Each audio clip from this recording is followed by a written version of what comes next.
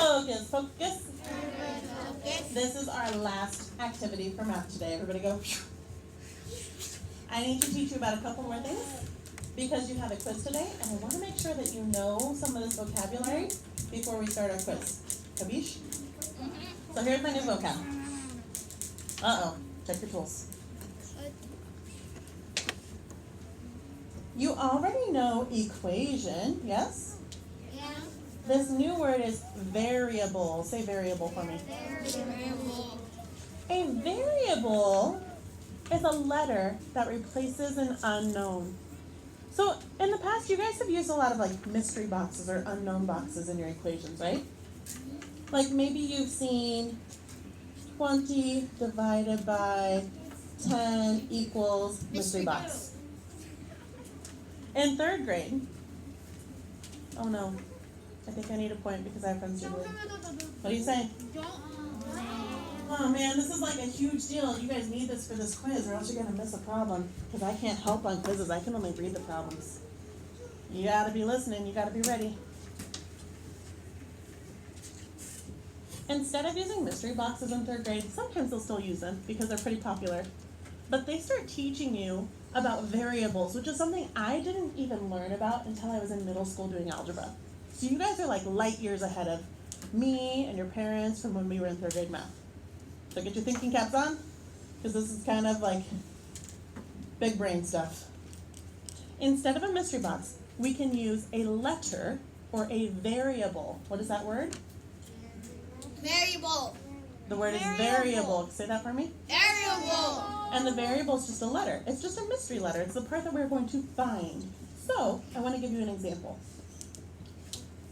Numero siete. I just zoomed the wrong way. Here we go. It says 14 is equal to 7 times A. What would I call A for a class point? You can tell me. What is the fancy language for what A is, Hendrix? Oh, what's the fancy language that we just learned, though? But not the answer, but A is a type of variable. It's a type of variable, so we're going to keep trying this. We're solving for the variable. Then we want to know, hey, what is A equal to? How many times do I count by sevens to get to 14? Let's list our count bys. I'm starting with 7. Two. Oh. We're going to count 7 more and figure out the next one. Ready? 7, 8, 9, 10, 11, 12, 13, 14. So 7 plus 7 is? 14. Can I stop yet? Yeah. Yeah, that was my big number. So how 7 times what gives me 14? 2. That means A is going to be 2. We're going to practice another one like this. Are you ready? Yes, we are. Numero nueve. 10 divided by n equals 5. I'll give you a point if you can tell me the fancy language for the letter N. And remember, I'm not asking for an answer. I am asking, what is N an example of? That new word that you just learned. What is N an example of? Brielle. It is a variable. Say that, everybody. Variable. That's a point. What do you say? Oh. So if you're ever asked on homework or on a quiz to find a variable, the word looks like this.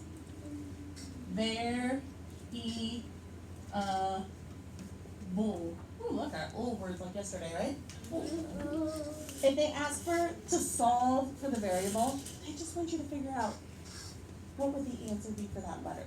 Capiche? We're going to do a little bit of practice here. So 10 divided by n equals 5. I want you to solve for n on your boards or on your desks, okay? See if you can find how many n would be equal to. How many groups will I divide 10 into to get 5 in each group? Show me on your boards.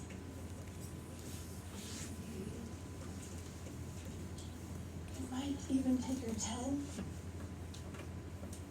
and start splitting it into 5. So here's a 5, and then you can count by 5s to get to 10 and figure out how many groups it's going to take.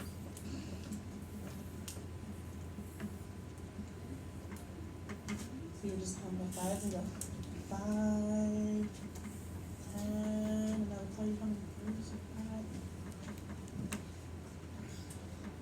Or I see sometimes they're being smart and they're dividing into 5 groups and then counting up from there how many ended up in each group. You can do that either way because that can be just a property.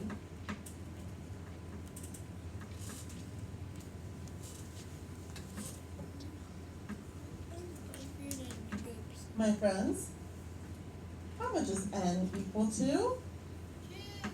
2. If I count by my fives, I would just say 5, 10, and I'd be done, and I would know that 10 was divided into 2 groups. Please erase. Erase. Erase. Erase. And we're going to try a story problem that we're going to write a variable for, okay? We're going to learn about a box of straw. Now, because we're talking about straw, I'm going to let our variable be S for straw. Oh, not straw, straws. I'm going to let my variable be S, okay? Are you ready? Yes, we are. A box of straws holds 60 straws. Any key information in that sentence? 60 straws. 60 straws. That's kind of a big deal, right? There are 10 straws in each row. 10 in each. 10 in each. Okay. In each. Row. All right. How many rows are there? Really?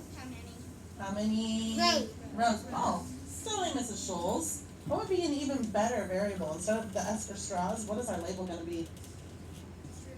Rows. Rows. Let's make our variable R. Do I have any others? Okay. How many rows are there? Third grade. We need to write an equation with a variable. What are we going to write?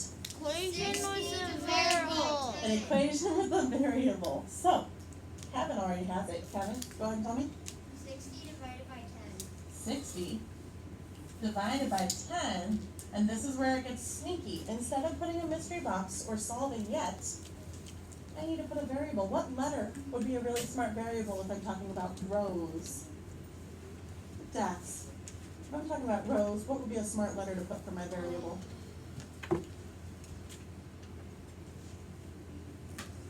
I underlined it even.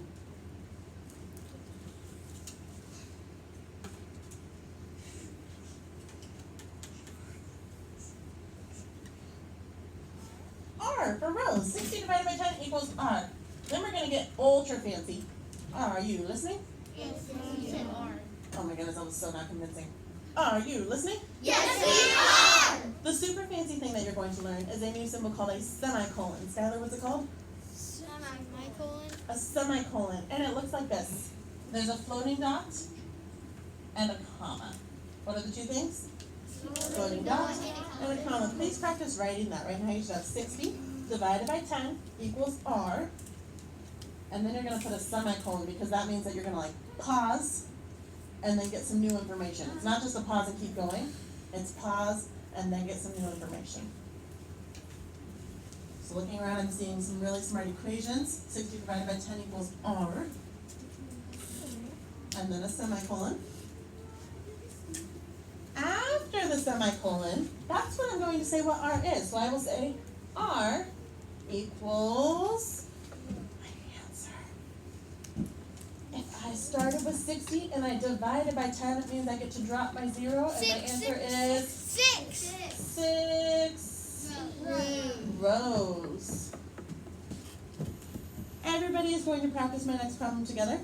My next problem is numero 14. Numero 14. Can we erase? You may erase. Erase. Erase. Erase. No need to erase. Online friends, this is going to be the problem that I put on Classroom for you today. My friends who are here, this is going to be your ticket to be done with math activities. Okay? I'm going to read it once, and then it's up to you if I can get it lined up for us.